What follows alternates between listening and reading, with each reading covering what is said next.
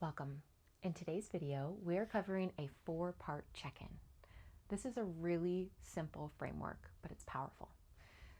What it does is it turns a vague feeling into a specific insight, an insight that you can do something with, that empowers you to create shifts, to be a better friend to yourself, all the good stuff.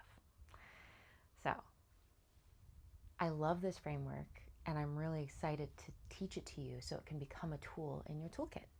This channel is all about, if you're new here, welcome. My name is Michaela. This is Coaching with Michaela, where we talk all about practicing living joyfully, taking good care of ourselves, being good friends to ourselves. And the aim of all my videos is to help you increase your self-awareness, increase your self-compassion, and empower you with practical tools that you can use so you can be your own coach, right? You can coach yourself. You can be a good friend to yourself.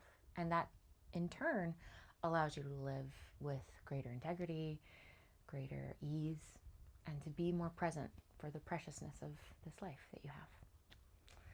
So with that, let's dive in. So we're going to cover in this video, we're going to cover what this 4-part check-in even is, what the 4 parts are. We're going to practice it together, and I'm going to show you what a mini check-in looks like, as well as I'll outline what a deeper check-in could look like when you're needing that. And I'm going to give you some practical ways to weave this type of practice into your life so that it becomes a tool that you don't even necessarily have to consciously reach for. It can just be a habit that empowers you and allows you to create these little micro adjustments throughout your day that allow you to feel more ease, more presence, and all that jazz. So let's dive in. Okay, the 4-part check-in. I call it 4 parts because we're checking in with 4 parts of our system. And I have a background in somatic psychology, background in yoga, background in EFT tapping and life coaching, and I've just been kind of in this world and self-development for a long time. And what I've noticed is with my clients and with myself, there were these 4 areas that I was checking in with. And I'm really, it's one of those things where it's kind of obvious once we talk about it, but there's something about really thinking of it as this 4-part system that is really holistic and it's thorough but still simple. So let's dig in. What I'd like you to be aware of as we're going through the 4 parts is I'd like you to invite in some curiosity, invite in compassion. We're not here to criticize, we're just here to learn. Curiosity is really the key here. And with that, I'd like you to notice which of these 4 parts feel familiar to you. Which do you check in with the most, or are you the most aware of? You could even consider that that part is loudest for you. And which of these 4 parts feel the least familiar? And you're I don't know, I've never checked in with that part of me. Or that's really quiet, it's hard for me to even notice it now. So, most familiar, least familiar. Just kind of stay aware of that as we go through. Okay, so part 1 is the head, or the mind, or the mental plane. So what is the quality? And take a moment right now to check in with this. What is the quality of your mental state? Do you have a lot of thoughts? Do you not have a lot of thoughts? If you do have thoughts, are they moving quickly, or are they kind of slow? Maybe you're looping around one thought. Maybe you're hearing even other people's voices in your head space, right? But what is the quality of your mind, your conscious mind? I'm going to take a moment to check in for myself, and I'll share what I notice as an example.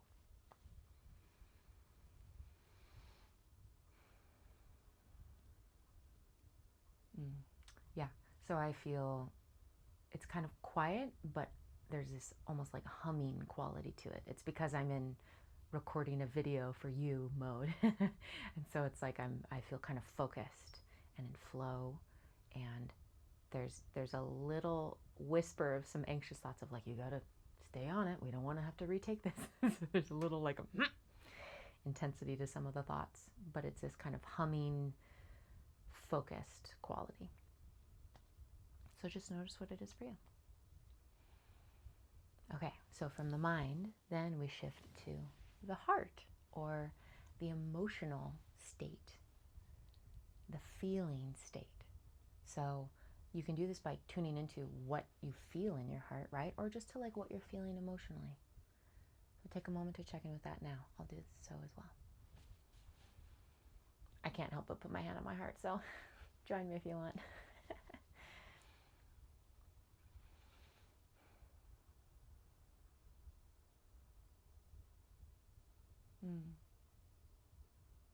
Yeah. Emotions are interesting. They feel more layered. And for me, I notice my emotions kind of in colors a lot of the time. I'm really into art, so that's probably why. But yeah, I feel like there's layers of my emotions. There's like a kind of warm calm. Then there's some kind of deeper colors that are more tender. Some heaviness, some tenderness, some excitement. It's like a mix. There's lots of colors and feelings kind of moving together. So notice your emotions. And notice any words that come to mind, right? Like I notice the word tender comes up for me a lot. You'll notice that if you watch my videos or if you're my friend. Calm, peaceful, joyful, excited, agitated sometimes, sad, heavy, melancholy, right? These are different kind of labels or terms that resonate with the feeling states that I visit. Okay, so there's the feelings, the heart. Then we go to the body or the gut, right? So head, heart, gut, or body. And this is where we're kind of zooming our awareness out to the entire body. This would be any sensations going on in your body. This could be very practical physical sensations, like my right hip is like a little agitated and sore, I think probably from all the sitting I've been doing, but maybe also from some stretches I did recently. But then there's also other sensations going on in my body. Like I think because I'm wearing a mic, I'm kind of holding my rib cage kind of tight and still. And I feel some tension across the front of my chest as I'm like trying to stay still and not bump the mic. So there's some tension there. But I also feel this kind of like relaxed feeling on my back, like a tingly, soft relaxation. So let's take a moment to tune in. I know I kind of tuned in out loud, but let's take a moment to close our eyes and tune into your body sensations. This could be heaviness, lightness, tightness, expansiveness, agitation, stillness. Just notice.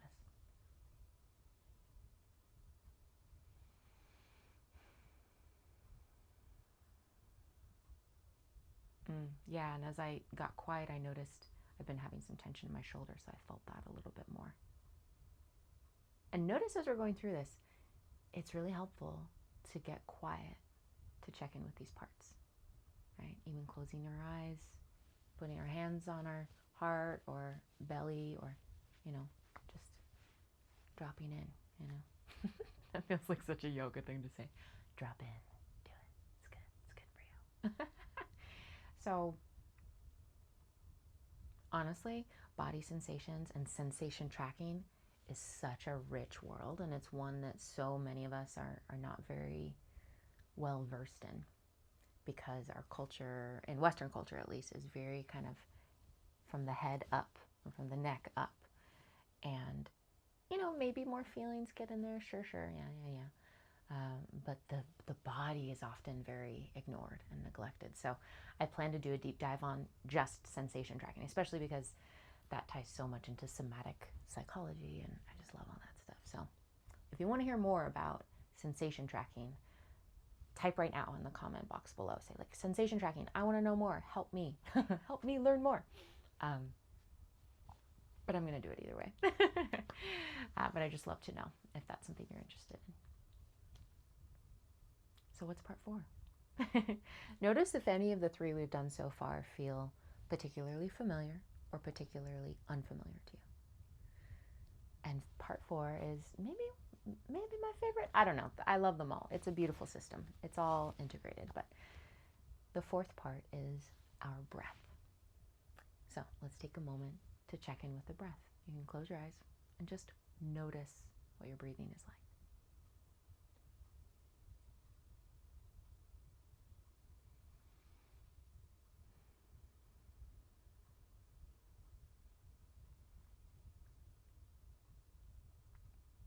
It's really normal to have our breath shift when we bring our attention to it, right? So you might have been kind of breathing really shallowly before or holding your breath even, but then once I said, notice your breath, you're like, I'm gonna breathe. I'm gonna breathe now.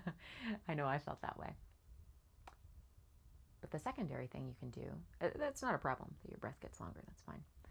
The second layer you can inquire about is, how easy is it for me to take a deep breath? So let's try that. Let's just take a deep breath together.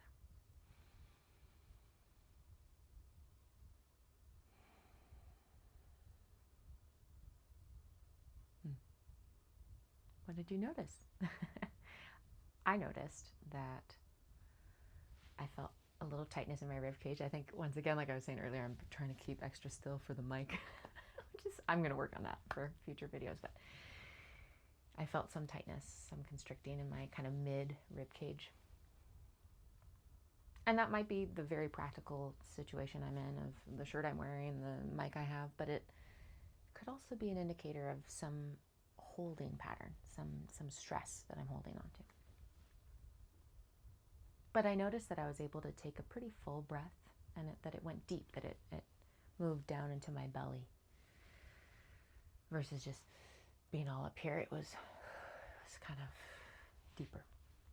So if you couldn't tell already, each of these 4 parts we could go so deep on, right? There's so many ways to explore the nuance of each area, the mind, the quality of our mind, the emotions, the quality of our emotions, the body, the quality of the sensations, the locations, the all of it.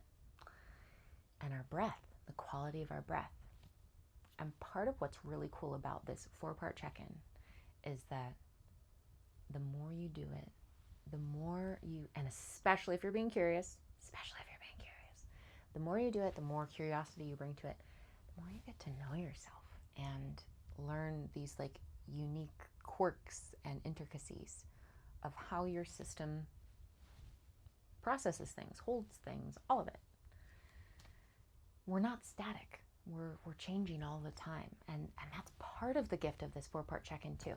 So let me make it specific to a scenario for you, because I feel like examples are helpful. But before I do that, now that you've done all 4, you did 4-part check-in, you did it. Which one felt the most familiar and which one felt the least familiar? If you want, you can comment down below too. I'd love to hear, because I'm kind of curious. Yeah, I'm really curious actually. So to make this practical, so often, I don't know if you feel this way, but I felt this way, where I'm just feeling off. I just feel off. I feel like a little agitated, like I just feel a little on edge, a little agitated. And I don't even fully know why I feel that way or what's really going on. I just know I don't feel at ease. And sometimes in life, and still even to this day, I don't do this 4-part check-in, right? I forget about it. I'm just moving on. I'm like, and I'll do other things. And I want to name this specifically because I think it's valuable to contrast this beautiful tool with what we tend to default to and what we miss out on when we do our default mode when it comes to having discomfort or feeling off. So that vague feeling of feeling off or kind of unsettled or something, when it feels vague, it's hard to know what to do with it. And so for me, I'll often go to kind of certain coping mechanisms. Some are healthier than others. Some of the healthier ones are like going on a walk or reaching out to a friend or grabbing my journal and trying to let's just like, what's going on? Or just, and then kind of, sometimes I'll just distract myself, right? I'll just like do busy work, do the dishes, cook a bunch, do my laundry, reorganize something. But that starts to go to the less healthy choices, which can sometimes be more of a numbing out or a distracting, right? And that can go into, in the past, it was more like emotional eating or numbing out with TV or other online activity, and just like trying to avoid and numb out to whatever's going on. Kind of hoping, I think in the back of one's mind there's that hope that maybe if I just let some time pass, I'll feel better. And sometimes that works. I mean, let's be honest. Sometimes just some time passing, things move through our system's pretty good at calibrating itself and recalibrating itself. So, but there's a missed opportunity there. One, it doesn't feel that empowering to just kind of wait around and kind of loosely numb out. And two, there are messages that our system, right, this 4-part system is sending us that we're potentially missing out on. It might be things that we really care about, or ways that we're out of integrity, or some type of comfort or care that we need, or some type of expression that we need, or some type of boundary we need to set, right? There can be these deeper signals that our system's trying to communicate to us, or some unprocessed thing from the past, like, hey, I'm still holding on to this. It's right there in my jaw. What if we did something about that? So instead of numbing out or waiting for it to pass, and whether we like it or not, there is some level of things kind of going into more like long-term storage and deeper holding in our body and our system. There's a really cool book called The Body Keeps Score. And it's this really in-depth exploration of this concept of how our body stores the stress, the trauma that we've experienced. And part of this whole 4-part system and somatic psychology and all that is finding ways to help our body to support our system in unwinding those things and releasing them, moving them through rather than keeping them stuck. So rather than doing all that, if we do this 4-part check-in and we have ways to bring our awareness and then bring greater kindness, validation, support to what we become aware of, we can move things through. And we can be lighter because of it. And we can gain insights and all that good stuff. So, okay, back to the example. Feeling off. There I am, feeling off, as I do. And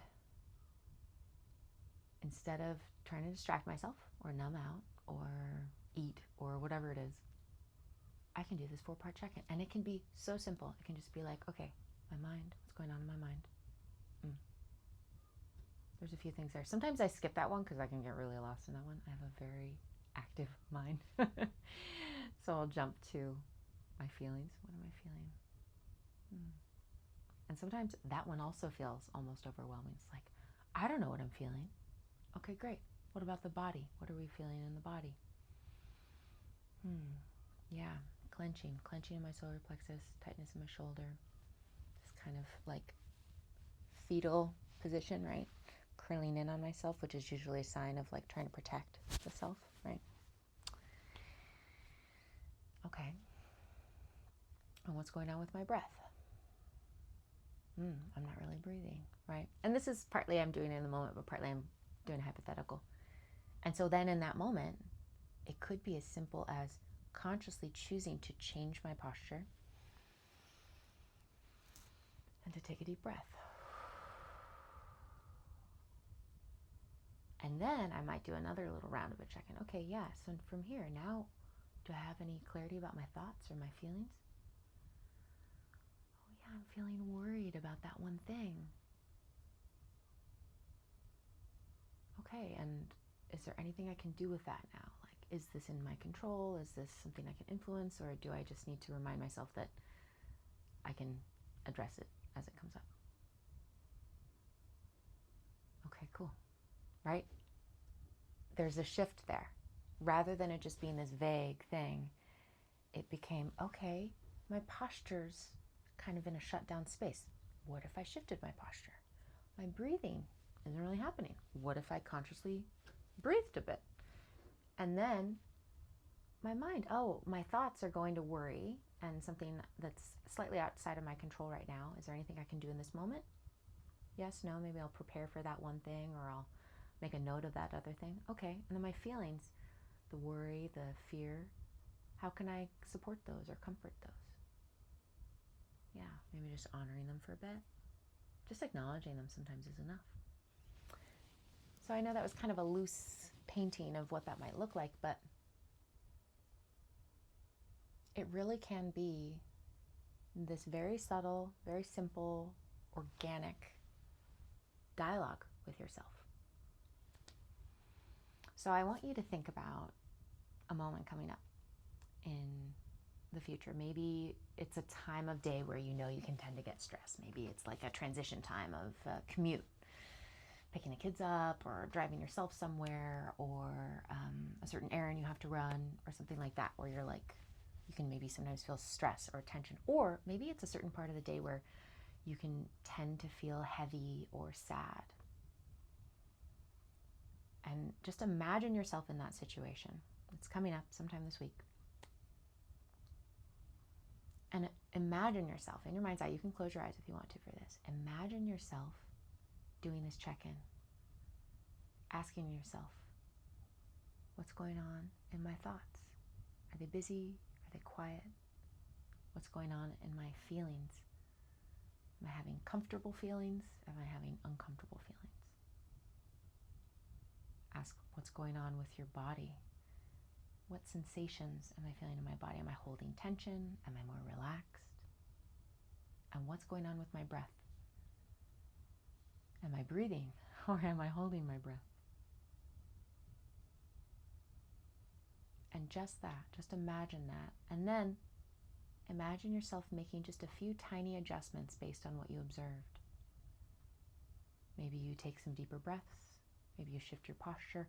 Maybe you say something out loud of like, I don't need to worry about that right now. Or I can tell them how I really feel, or whatever it is.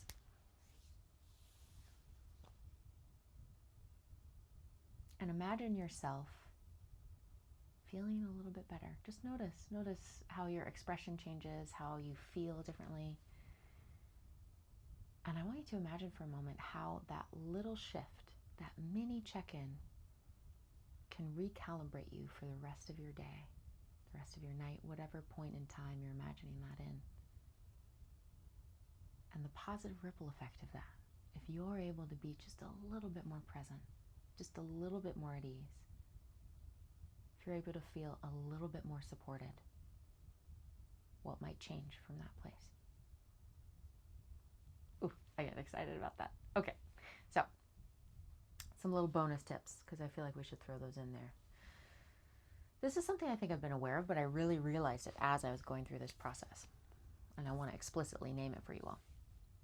If, two things. One, if the mental part is the one that's most familiar to you and most kind of vivid for you, or if checking in with your mind, you feel like you get kind of lost in your mind and in your thoughts. If either of those things are true, I'd encourage you to do the 4-part system, starting with the breath. Start with the breath, then go to the body, then the emotions, then the thoughts. Because sometimes when we're kind of mental dominant, it can just take us so far and kind of away from ourselves. So the breath is so not tactile, because you can't really touch it. Or can you? Anyway, it's just so practical and tangible. Tangible, that's the word. And then the body sensations, that's also good because it helps you to get into your body rather than your concepts of things. It's more how it's being felt and where the tension or lack of tension is showing up in your body. So I'd encourage you to play with that. And if you're just curious and that's how you want to do it, start with the breath, do the body, emotions, thoughts. Honestly, that might just be the better approach, especially for most Western people. So try that out. The other thing is, If you have like a chronic vague feeling or just like a big feeling that you actually kind of know well, but you feel like it needs greater support, I want to just kind of carry the one bookmark for all of us that this 4-part check-in is a foundational part of how I, at least, like to do deeper processing work. So if you've ever done a tapping video with me, I often have talked about this 4-part system and, oh, let's check in. And part of why I do that is because we each have really unique signatures of how we feel whatever we're feeling. And how we know that we feel a certain way is made up of the shift in our breath, the shift in our bodies, the shift in our feelings, and the shift in our thoughts.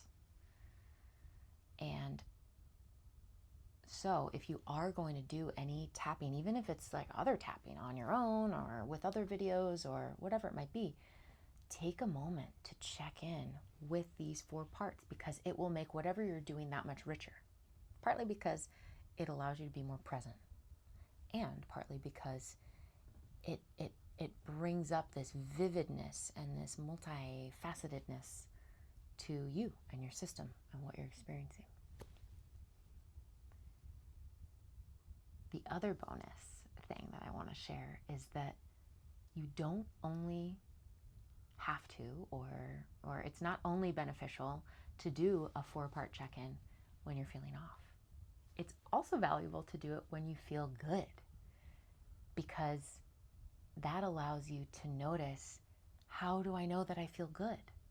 So you can even kind of do this right now. You can think about a time where you're having a really good time. Maybe you were on vacation or with people you love or doing something you love, or sometimes for me, I feel really good when I'm alone in the car listening to music. So it's like that. Ooh, yeah, that's a good feeling. So just think about one of those times and do a quick 4-part check-in. What's your breathing like? What's your body sensation like? What are you feeling? What's your heart feeling? And what are your thoughts like? Maybe it's like, oh, I don't have that many thoughts. I just feel good.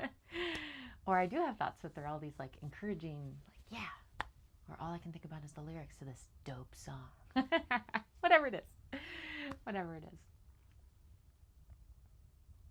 Getting to know yourself is truly empowering.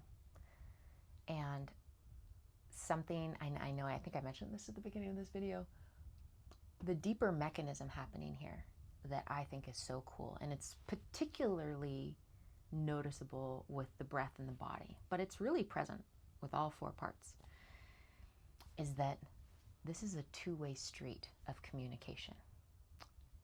And ultimately, these channels of awareness are ways for us to get to know not just our conscious mind, but the subconscious parts of us, the autopilot parts, the deeper kind of hidden in the shadow parts.